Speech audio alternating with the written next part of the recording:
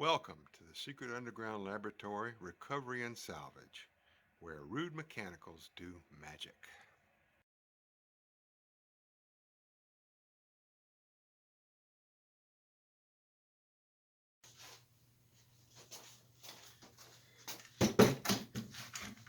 Hello, I'm Bronze Age, Director of the Secret Underground Laboratory Recovery and Salvage. And today, in this episode of Chair Hospital, we face the kind of chair problem we've never actually seen before. Now, this chair is probably early 20th century. It's quite old.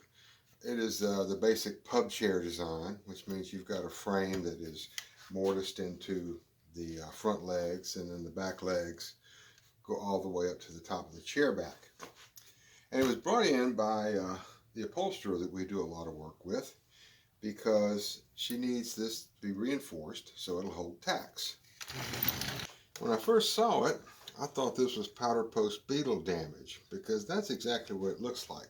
All these hundreds of little holes all the way around, but there's none on the inside, only where the upholstery gets tacked down.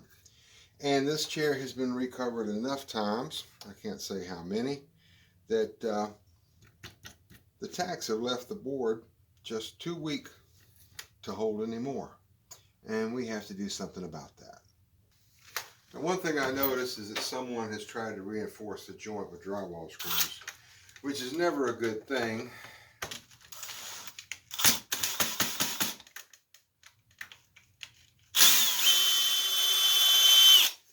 But in this case, I don't think they did any more damage.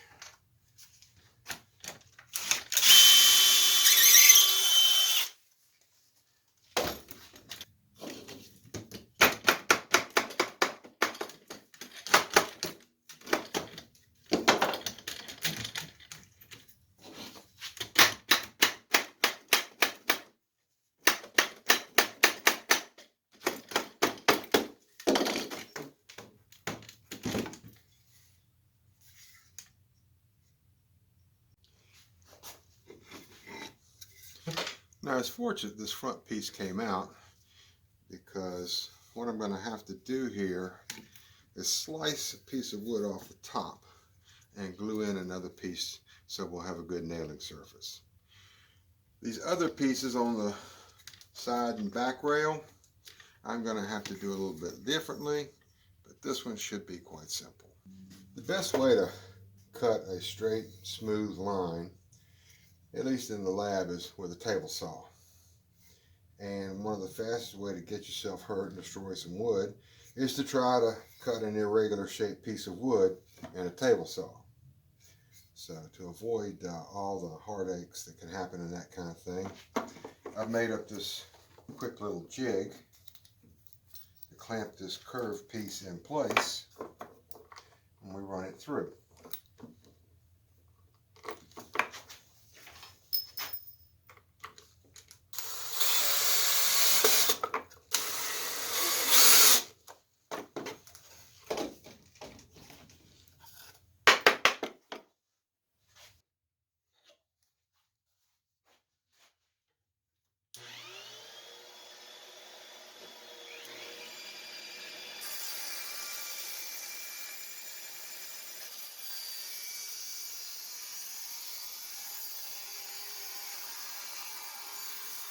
Now, one thing that makes this job a little easier is the fact that all of this is going to be hidden by the upholstery. The fabric's going to come down on top of this, and all I have to really worry about is a very shallow rabbet right here, which I'll have to preserve, because that lets the trim for the upholstery lay flush with the front rail here. Okay, I've got the nailer nailed on with some wire brads and glue, and that leaves me with this big chip right here. Now, this is going to be on the inside, so appearances aren't important, but what I have to have is enough wood here attached solidly enough that it will support this dowel when the chair is put back together. Now, after a trip to the belt sander and rummaging through the scrap bin for a little bit, I come up with this piece here that I will epoxy and clamp, let it sit overnight, and then in the morning whack off all this excess wood, and this piece will be ready to go.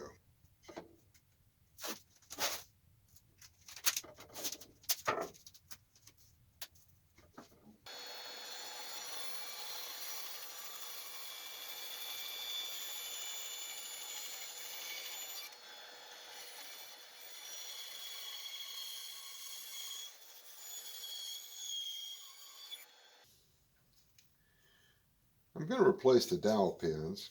As you can see, the holes here where the drywall screw went right through the center of them, which pretty much destroys any strength that they had, especially after the glue fails.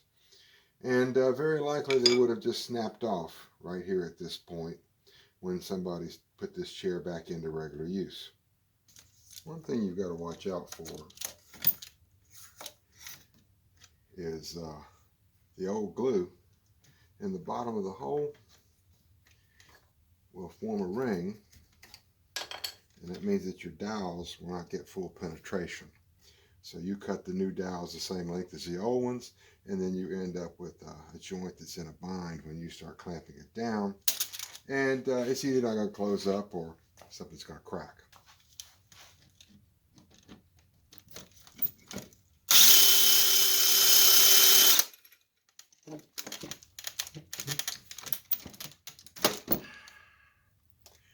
Ah, that really smells bad. One thing is for sure, that you never ever skip the dry fit. No matter how confident you are and how well everything is going to go together. Now that I have the front rail in place, and that came out fairly nice, I have to turn my attention to this nailing strip right here, which probably just got to figure out as I go along. I've never tried to do anything like that before.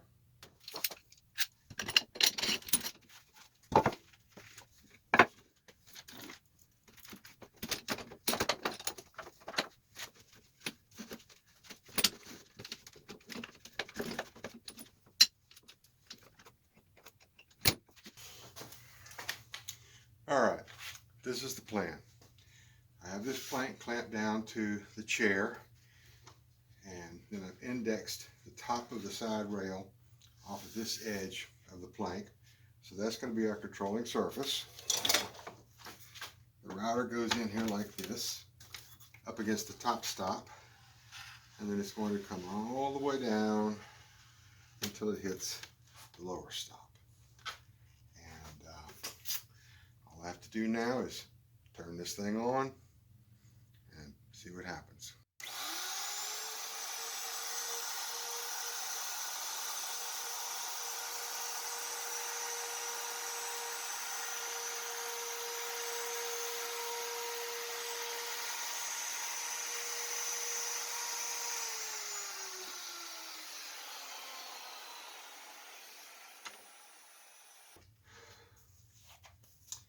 Well, the first pass, which was very shallow, is in the right place.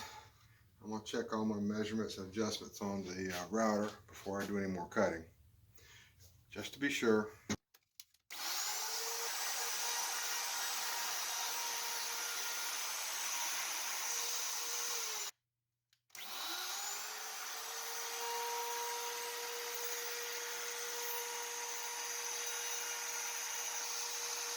I think this is going to do it.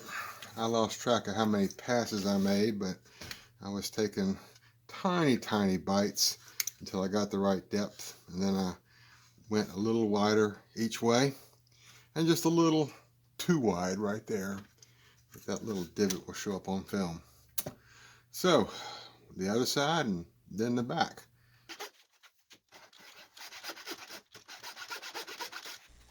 I made this bow saw one day when I had nothing better to do. It's a piece of oak I pulled off the firewood pile and a broken bandsaw blade. It's turned out to be very useful for this kind of work. It's sort of like a giant coping saw, but faster.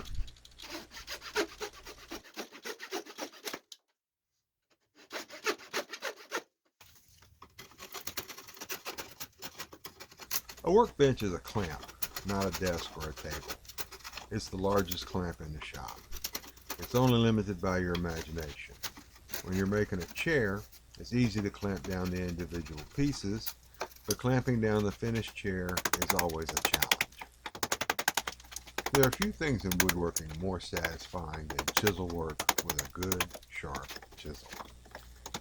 If we don't count the knife or the axe, the chisel is the oldest woodworking tool. It's certainly the first tool crafted specifically for woodworking. The plane and the saw are just special applications of the chisel. One thing that's really bad for chisels is a drywall screw broken off in the wood.